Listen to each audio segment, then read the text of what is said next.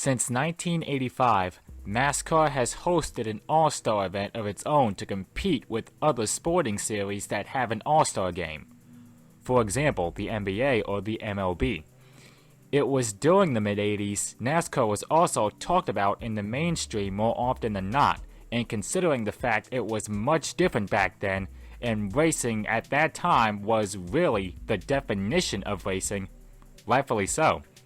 Most notable drivers during this era were Richard Petty, Dale Earnhardt, Bill Elliott, Harry Gant, Cale Yarborough, Darrell Waltrip, Terry Labonte, Bobby Allison, and of course others that fans either loved or despised. In fact, Darrell Waltrip actually was the winner of the first running of the All-Star race in '85 at the Charlotte Motor Speedway. 1 year later, Bill Elliott won the trophy and prize check, this time at Atlanta. And who can forget the infamous pass in the grass? And Earnhardt loses it, goes on the grass, comes back, and Elliott goes inside. And Earnhardt still got the lead. Incredible! As you'd imagine, the beginning years of the All-Star race was a success in terms of the racing aspect. However, in terms of viewership and attendance, that's a whole nother story.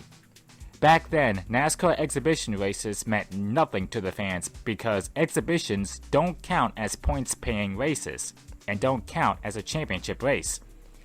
It wouldn't be until 1991 was when the All-Star race was on the verge of becoming extinct from the calendar. Behind closed doors, Charlotte Motor Speedway track president Humpy Wheeler and track owner Bruton Smith had to come up with crazy ideas to keep it going. Eddie Gossage and Humpy Wheeler had one of these big plans put together as they traveled to Winston-Salem to attend a meeting with R.J. Reynolds and T. Wayne Robertson. They sat down and Wheeler gave him up to 10 ideas he had to keep the event alive. No matter how crazy good they sound, R.J. Reynolds and T. Wayne Robertson said no. Running out of ideas, Wheeler had this other idea that would come to fruition. How about we run it at night, he said. That saying had T. Wayne Robertson's eyes wide open. As crazy as the idea sounds, and considering how crazy expensive the lighting project will be, the plan was accepted and they immediately went to work. The announcement was made to the public in October of 1991, and hype was both real and important. As word kept spreading, there were skeptics in the NASCAR garage. Kyle Petty and Dale Earnhardt thought it was a complete joke. Richard Petty had high expectations for the project, but at the same time had slight doubts. To test the lighting, shopping and retail store lights were tested at the Charlotte facility, but that didn't work as they didn't produce too much lighting on the racetrack. Shortly after, Musco Lighting Company got involved. At this particular time, Musco lights were the way to go if you're going to have an event under the moonlight. Few football stadiums had Musco lights during the 80s decade. At Bristol Motor Speedway, considering it's as big as a football field and any other short track, that facility also had Musco lighting during the 80s, having to host the Bristol night race in August.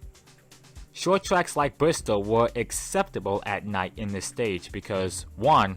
Short track racing at night was huge in popularity. 2. Regarding its size, drivers thought a night race at short tracks was the safest solution.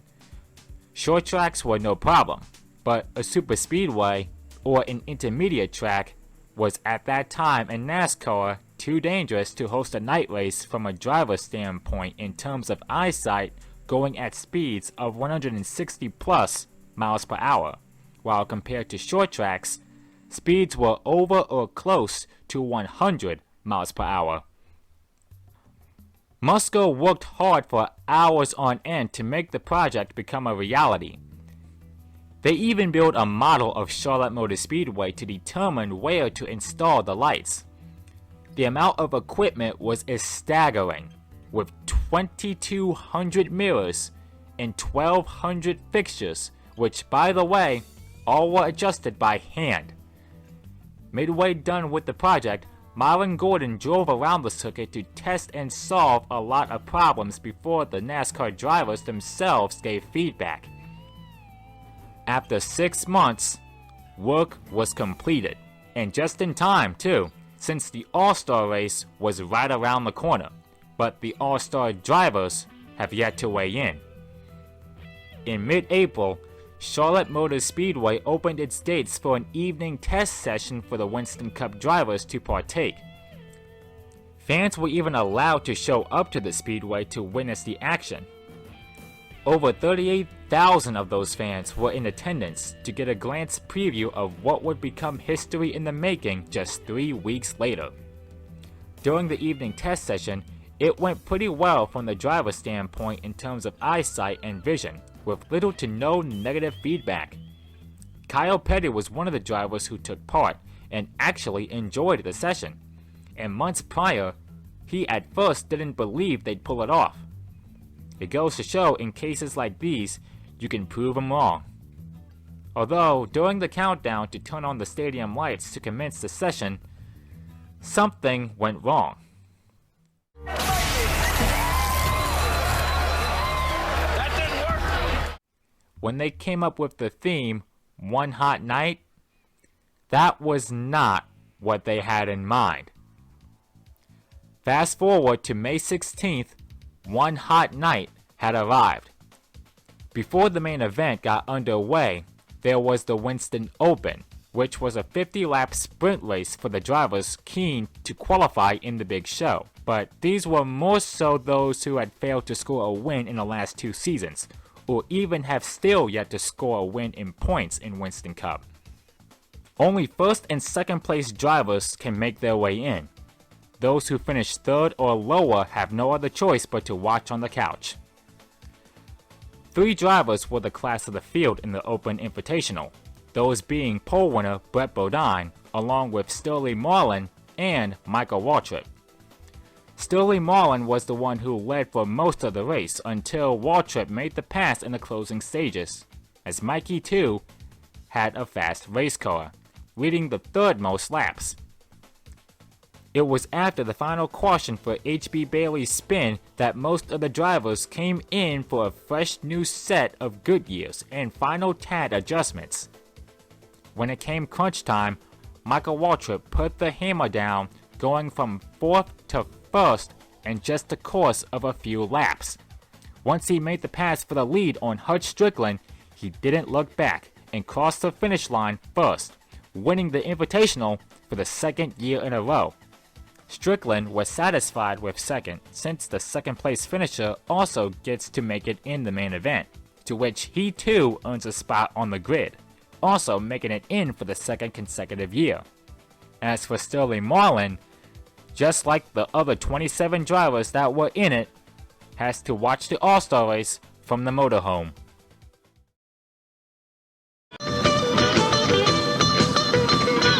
We are ready for Stock Car Racing's All-Star Tilt to Winston. One hot night has really heated up. Now we've come to the part in this mini documentary that I'm sure most of y'all have been waiting for, and we've finally come to the Winston All-Star race. Because of the huge hype regarding the stadium lights, there were more fans that showed up to the Winston than the Coca-Cola 600.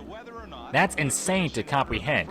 Not to mention, when the cars and stars lined up on the grid, the fans were at that point ready for the race to commence.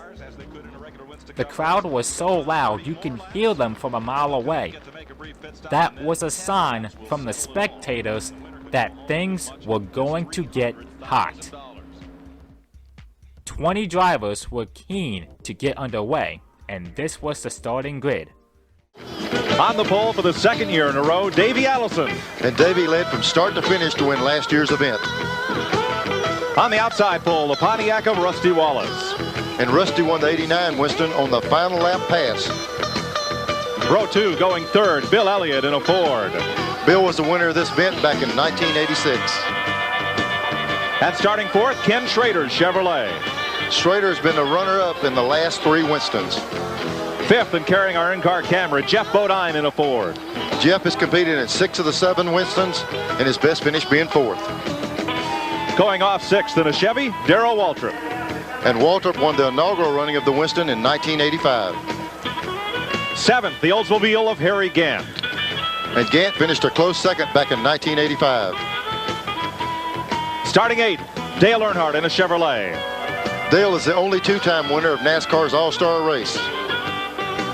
9th, the Chevy of Ricky Rudd. Rudd has been in every one of the Winstons run so far. Starting 10th, Dale Jarrett in a Chevy.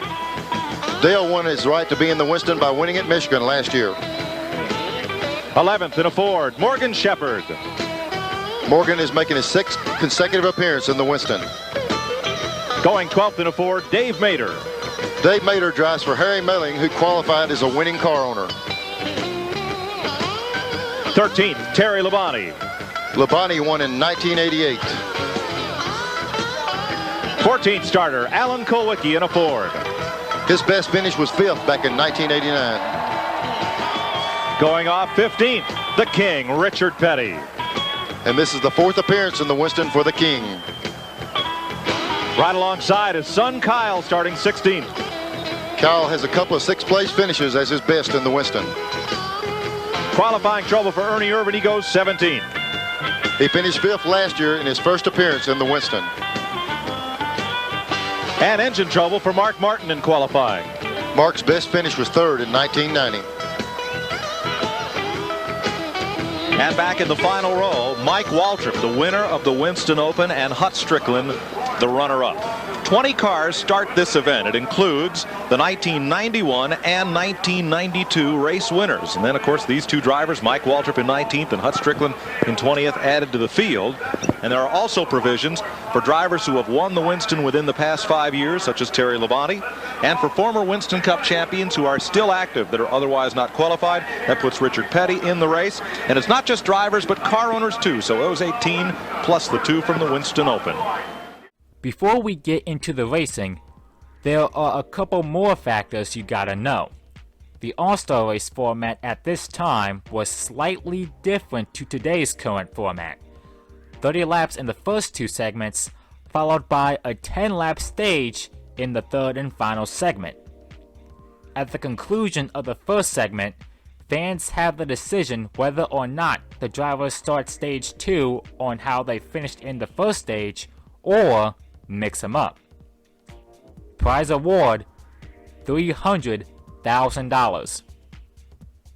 All the anticipation and high optimistic feedback led to this moment, and when the green flag dropped, it was time to turn him loose. Here goes the drag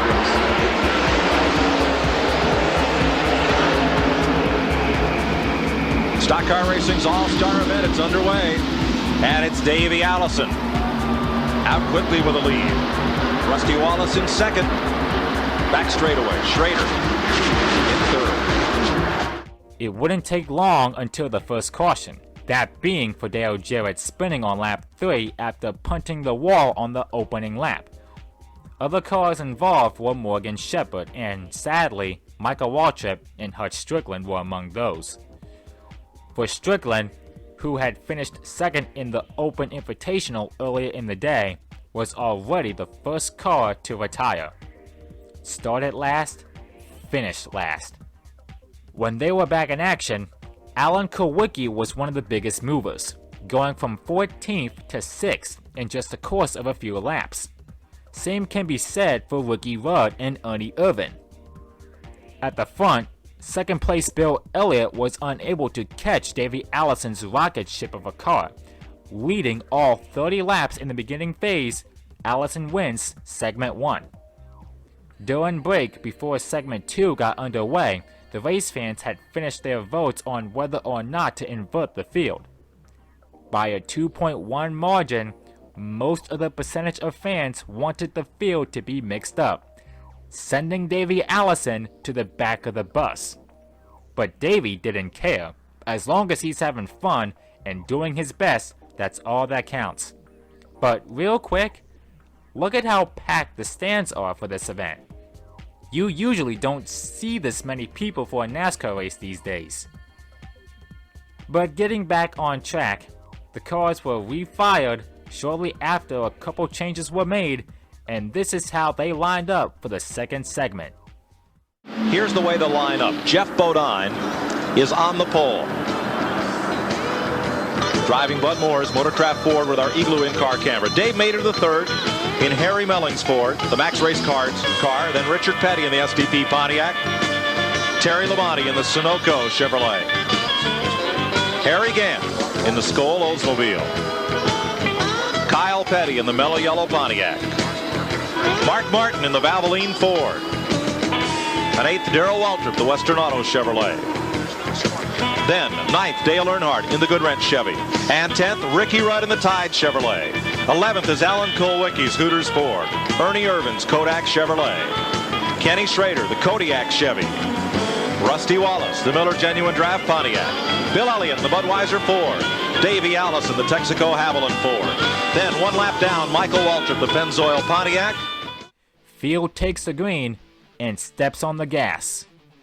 All except for Mark Martin, having gear shift problems during the formation lap. On track, Jeff Bodine holds firm of the lead for 7 laps, until Kyle Petty comes past and leads for the rest of stage 2. His father Richard also ran with the front runners, en route to 10th place. Davey Allison went from the back of the grid to 6th at the end of the second segment, and because of this result, he was definitely one to be reckoned with and whipped the field. Dale Earnhardt was in the cars as well, having finished P3 in car number 3. 60 laps completed, 10 more to go. This is how they started the third and final segment. Let's have a look at how the lineup, so folks you watching at home can handicap the field and figure out who's going to take home the money. Kyle Petty's Pontiac, Ernie Irvin's Chevrolet, Dale Earnhardt and Kenny Schrader in Chevys, that's row 2. There the Fords, Bill Elliott, Davey Allison, Alan Kulwicki, and Darrell Waltrip Chevy in 8. Ricky Rudd Chevrolet, Richard Petty's Pontiac, Pontiac for Rusty Wallace, and an Olds for Harry Gant. Jeff Bodine's Ford, Terry Labonte's Chevy, Dave Mader's Ford, and Mike Waltrip 2 laps down. Mark Martin is 6 laps in arrears. Dale Jarrett, Morgan Shepherd, and Hut Strickland have gone to the garage. As the field warms up the tires during the pace lap, Randy Pemberton and Glenn Jarrett had a chance to check up on the crew chiefs of both of the winning drivers of the first and second segment. Larry McReynolds is here. Larry, the car didn't seem to be quite as good that time. A lot of traffic to maneuver, but you still had to make a chassis adjustment. Yeah, we just keep trying to work on it, to make it better. It wasn't quite as good as it was the first segment, but we didn't really have to race nobody the first segment. That makes a difference. So we got to race them now for 10 laps, and we'll see what we got. You think you got enough for them? I don't know. There's some strong cars up there in them top 5 slots. All right, another interested party down there, Randy Pemberton. Well, I've got an interested party and an interested part in this. Robin, my brother, did a good job on that last pit stop for these guys. What'd you do to the car to make it better? We just made a spring adjustment in the right rear and knocked some spoiler out of it. I'm just here hanging out with these guys. It's nothing that I did. It's good team effort. I hope it works out for everybody. What about the 10-lap sprint? Can he do the same as he did in the 30 laps? I hope so. Track position means a lot. Ernie's he's pretty spunky, and so is Dale. So we'll just see what happens. What's Kyle get from Felix if he wins? I guess we're going to run next week, too. He gets to borrow Felix's car one more week. And if he loses, he has to run next week. That's right. With only 10 laps to run, that meant one thing: wildness. The green flag waved above the cars, and the real battle had commenced. Green flag, 10 laps to decide bragging rights for a whole year. And it's Kyle Petty, and here comes Earnhardt on the bottom. Boy, I'll tell you what, if Kyle can make a break with Dale and Ernie Irvin side by side, he might get a little bit of distance on the whole pack. Now Schrader, watch the white car in 4th place. He's right in the middle of the corner, and that gets the 2 Fords blocked up right behind him. However, these 2 Chevys are not going to go single file. You know, buddy, we've seen this over and over. Two cars get side by side, and they don't have to do this with just a few laps. And look at Kyle Petty pulling away. Kyle Petty maintained the lead while behind him, chaos ensued. So much so that DW nearly crashed out. Waltrip's spin brings out the caution, which was not what Kyle Petty wanted, considering he was creating a gap. Now this gives anyone behind him a chance to pounce and make a move. When the race restarted, it was Dale Earnhardt with the jump. Same goes for Davey Allison as they both shot past the number 42 car. Earnhardt holds firm. Allison and Petty continue to duke it out, having to defend Ken Schrader and Alan Kawicki in doing so. Petty and Allison both managed to catch up to Earnhardt as the laps wound down, and they found themselves nose to tail coming to the final lap. And I'm sure we all know what happens next. White flag, 1 lap to go. He's going to get a shot at him. Kyle Petty is there. He is just a car length back of Earnhardt. Davey Allison coming up, but I don't think will be a factor. Kyle just hauls it off the corner. He's got the inside. He's up to Earnhardt's bumper. Earnhardt takes it. They're on the racing service down on the left part of the racetrack. Look out. And it's Kyle Petty. Kyle Petty coming to the checkered flag. Here comes Davey Allison to the bottom. It'll be the finish everybody was waiting for. They crashed past the finish line. They have crashed into turn number 1. And Davey Allison is in a shower of sparks. He won the race, but he sure paid the price for it. What a finish, Mike. I'm telling you. The lead swapped 3 times on the last quarter mile of the racetrack. Unbelievable. Unbelievable. I'll tell you what, the word unbelievable is the only way to describe this finish. For the second year in a row, Davey Allison wins the Winston All-Star Challenge, but this time, it's a lot much more extreme. The good news is that he and his team won the prize check. Bad news, he suffered a concussion, bruised lung, and a broken collarbone, along with other bruises on his body. To make matters worse, most of the winning check he just won went towards the hospital bill on his road to recovery. But nevertheless, he won the race and he won the check. On his behalf, his team were in victory lane, satisfied with the win, but wished Davey was there with them to celebrate. Looking at the photos and raw footage from that victory lane moment, notice that not that many are smiling, and rightfully so. They nearly placed the wrecked race car in the winner's circle too, but Robert Yates, who owns the car, told them no. He hated wrecked race cars. Tow truck driver was instructed to take it into victory lane as he told Robert Yates.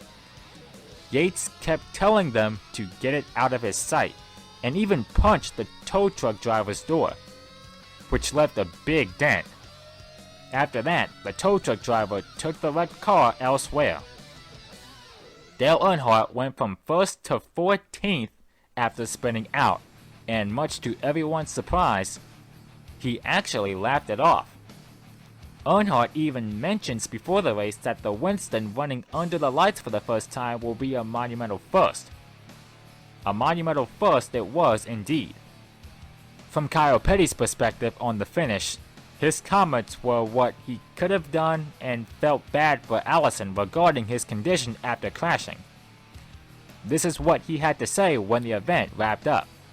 Well, you know, I got up under Dale. He pushed out the lap before that down coming off 2, and I got up under him, and he run me all the way down the inside, and it bottomed out hard, man. And when we went in 3, we just had a bad angle going in 3, and you couldn't get a good run going in 3. And his car got out from under him, and I had to wait on him, and I had a bad run, and Davey got a good, really good run at me, and there was just nothing I could do with Davey, you know. And we beat and banged all the way down through here, and as we come across the line, then he ended up trying to take me out a little further, and he spun around in front of me, and it was my fault. I probably should have backed out before then. Kyle, your best finish in the Winston's been about a 12th. You got to feel pleased about the way that car worked. Well, yeah, it worked really good. You know, I can't say enough about Robin Pemberton and John Wilson. You know, the motor was great. It was a little hot the first 30 laps, and the car pushed. And we come in, we took some tape off the front, and Robin made a few adjustments, and they worked, and they worked really good the second 30 laps. And we made one more adjustment that worked really good the last 10 laps, and we just come up short. Talk about one hot night. It really was one hot night.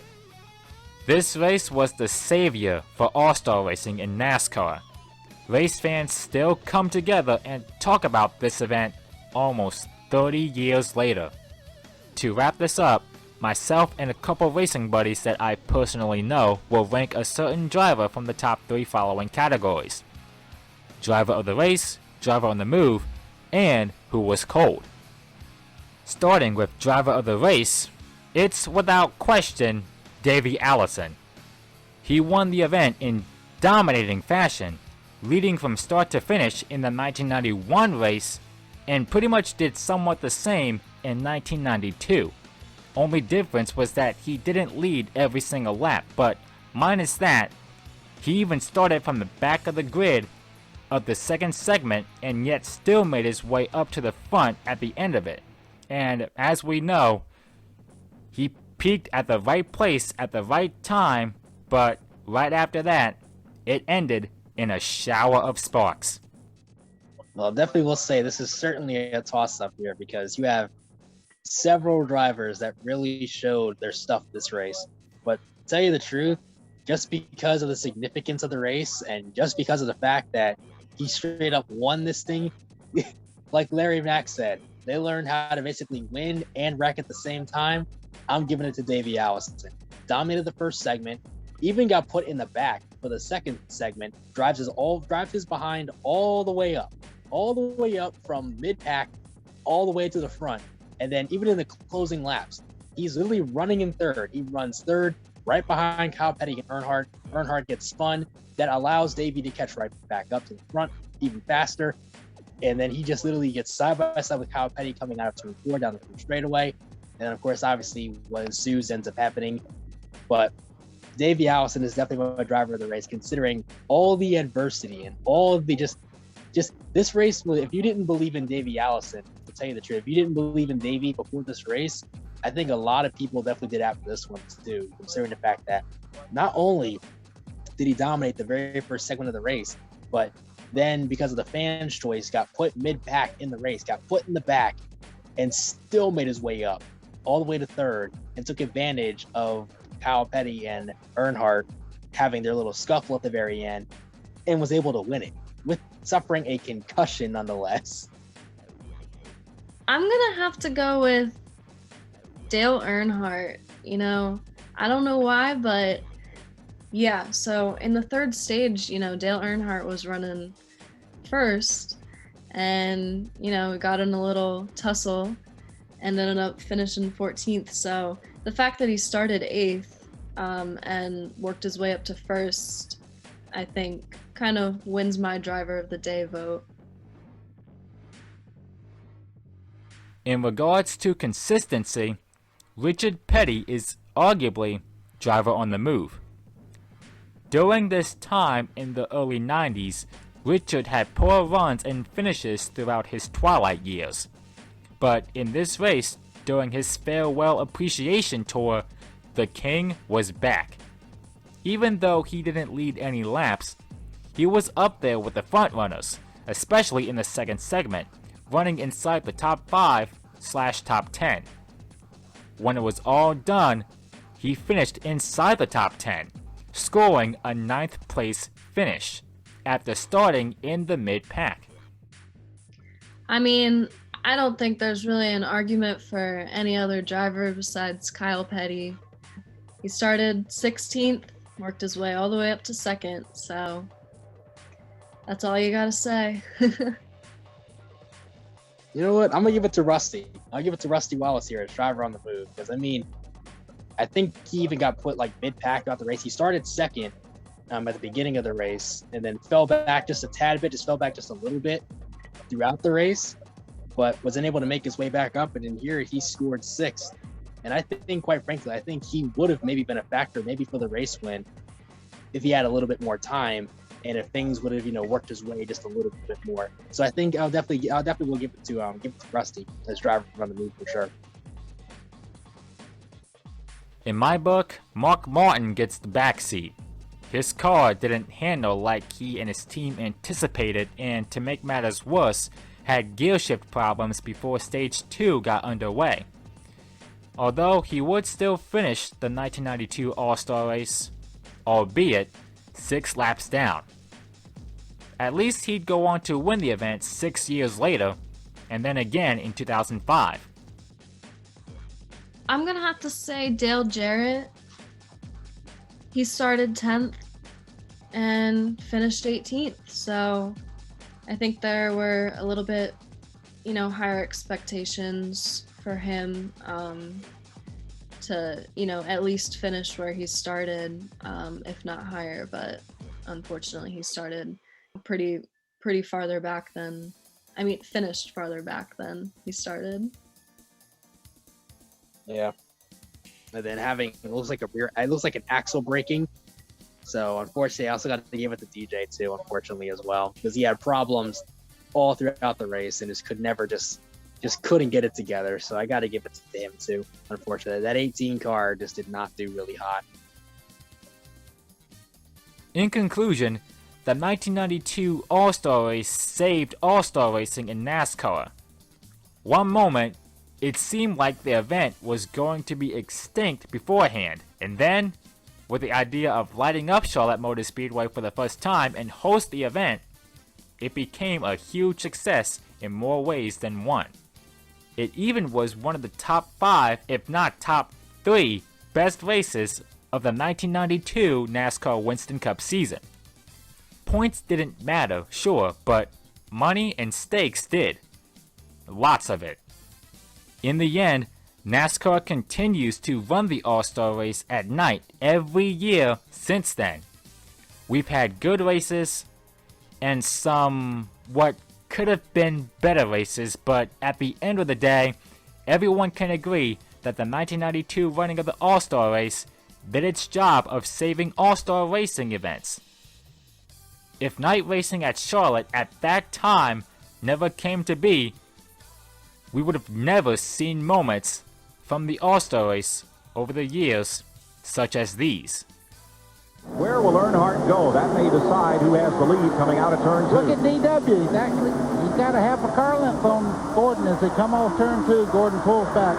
He's got a strong car. Here comes the old gray mare on the inside. It's Earnhardt all the way to the bottom. And he gets away with it. Great move. Hart start beating. He's still got to go by a... No way. Oh, man. There's a bunch of cars in trouble. Bobby Labonte hit right at the flag stand. So does Lake Speed. There are 5, make that 4, crashed race cars. People are going to have to pay to get out of here. Man, that was rough there. Earnhardt drove through the infield to his pit. Pete Peterson and crew have run to Waltrip's aid. Bobby Labonte walks away. Second place battle here. Mark Martin says, if I can't catch Jeff, I'd better get more money here.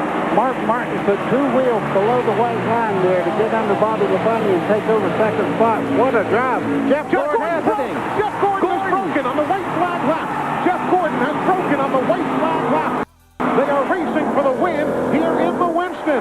They're racing for the win in the Winston. Mark Martin leads. Bobby Labonte is second. They are coming to the checkered flag.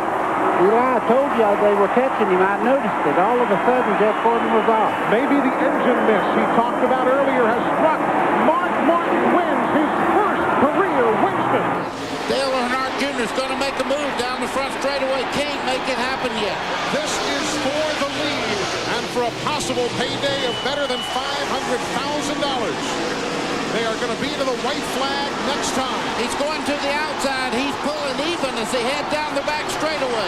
Dale Earnhardt Jr., a 2-time winner this year, trying to grab the Winston away. But here comes Jarrett. Earnhardt got a little better run off that corner there. Fresh tires, he takes the lead, Eli. Dale Earnhardt Jr. has the lead here at the Lowe's Motor Speedway. He's 1.5 miles from victory lane. Can you believe it? The crowd, they're standing up all the way around the this racetrack, he didn't just take the lead, he is driving away. He finished third in segment number 1. He finished third in segment number 2. But he's kicked those Clydesdales in a high gear. Hey, man, right on the bottom of the racetrack, he hit the wall hard enough to put any race car out of the race, but he's fought back, and look at this. Dale Earnhardt Jr. in his rookie season wins better than $500,000 and takes home the top prize in the Winston, the 16th renewal.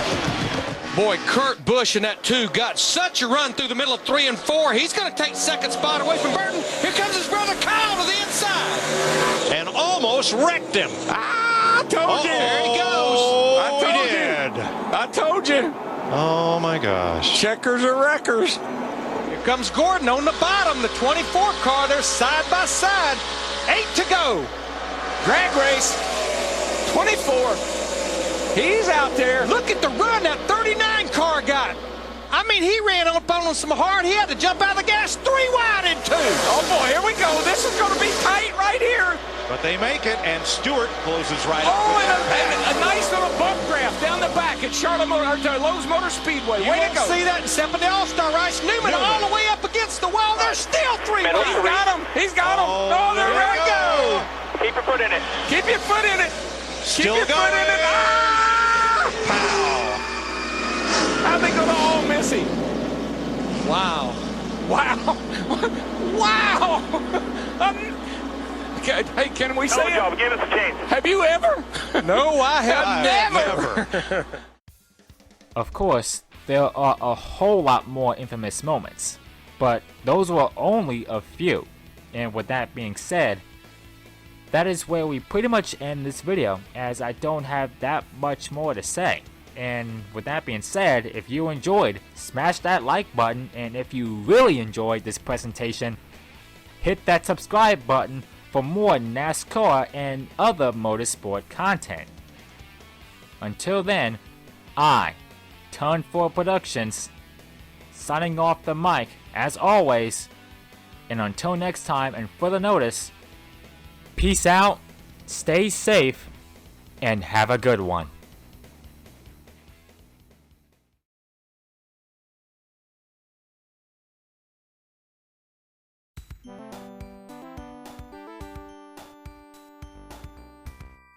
Well, one thing's definitely more than certain. Because this is the very first night race for the All-Star race, the build-up it's a spectacle. It's an absolutely crazy build-up to a race that a lot of fans are anticipating. A lot of fans are actually literally showing up for this huge event. That's like, it's a once a year, once in a lifetime thing too.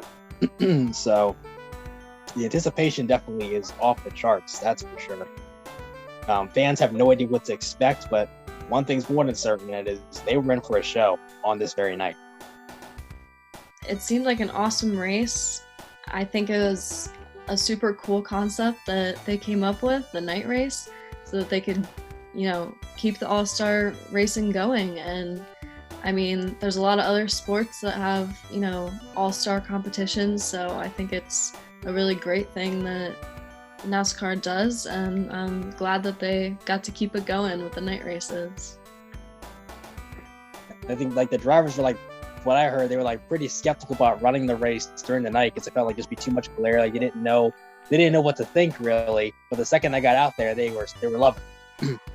I think that's just something super exciting to, racing fans, because the possibility of it being more dangerous, more crashes could occur. Maybe their favorite racer who doesn't always get first in the races, maybe they have a chance, with this new setup. So, and I think just the fans getting to be under the lights in such a big speedway, I think that's just something special that a lot of people look forward to experiencing. Pretty insane, especially at this point where before 92, this race literally meant absolutely next to nothing to the fans whatsoever. They were moving it around, trying to get people to be interested in it more, and it just wasn't working. for a while. It seems like just for a good while, it just was not working. But once they were just dead set and they kept it at Charlotte and did all this other stuff to it, now it's one of the best races in NASCAR history. So it's pretty funny. It's really crazy to me that this race actually had a very humble beginning where it wasn't appreciated much, with fan reception. It did not get the fan reception that it gets now to a certain degree, because it's definitely it's still iffy. I feel like as of right now, we're like in murky water as far as the fan base goes. But at this point, it's like this is the starting point of the All-Star race, and it has no fan interest whatsoever. I mean, that's just insane.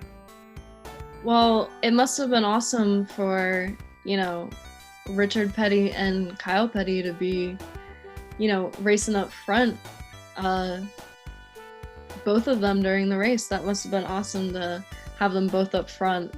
But, it's a shame that he couldn't hold the front after stage 2.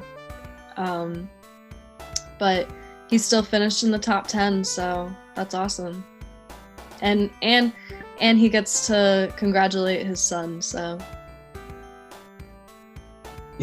You think that he probably will be running in the back, though, considering the fact of, that his career up to this point has not been very good. The last decade and a half had not been really kind to King Richard here, so you'd expect him to be running in the back of the pack or probably get crashed out early on, but he's actually running pretty decent, so props to him. He ran pretty well in this race, so that's pretty good, considering his age and also considering the fact that Ted been running well, as of late, the last decade and a half. It may be a non-points race, but hey, it's still pretty good. But this also goes to show, too, why he's a 7-time champion to begin with. It really shows. It really shows why he's a 7-time champion, is why he's really, if not the greatest NASCAR driver of all time. Started somewhat mid-pack, is able to make his way up to the front of the field here, and he's still holding on a little bit. He's still, competing in the top 5 for the most part. He was still running there for a second with Earnhardt and I think that's Bill Elliott there for a minute or two, but he was up there. He's still going, and he hasn't gotten past too much yet. He only lost about like 4 to 5 positions, so he's still running pretty good. So in my eyes, I think that's pretty good. It pretty much shows why he's a champion of the sport, 7-time champion of that. Well, as far as, speaking on Davey Allison's performance, I don't think there's a doubt in anybody's mind that he absolutely dominated this race in, all 3 stages. He won the first stage, and then the fans wanted to put him in the back, so he started from the back in the second stage, worked his way up to the top and was in the top in the final stage too. So, great performance there, and I don't think really too many people were surprised that, he came out on top. And as far as the race as a whole, I think the finish was arguably the most interesting finish of any NASCAR race. 2 people spinning out right at the finish line, losing their places or not losing their places in the case of Davey Allison. So definitely an amazing finish, and I'm really thankful I got to learn more about it. Well, I will definitely say the first segment of the race, while it definitely, obviously, if you watch the first segment of the race, it got off to a pretty crazy start early on. Dale Jarrett pretty much has a tire going down at the very start of the race, and then not only a few laps in, he completely spins it around and has to pit to get all that fixed up, but then later on gets caught up in another crash, and that takes him pretty much, for the most part, looks like out of the race. And then later on, Michael Waltrip gets damaged, but is still able to keep going. So for the most part, it was a pretty wild first segment, but then it got pretty tame as the rest of the segment went on, and Davey Allison completely just drug the field for the entire first segment. He took the lead on the first lap and didn't look back and won that first segment. Basically, by default, really nobody was catching that 28 car for a little while, so there's that. All right, well, hope you guys enjoyed this video. and you should totally check out Turn 4 Productions. He makes awesome documentaries.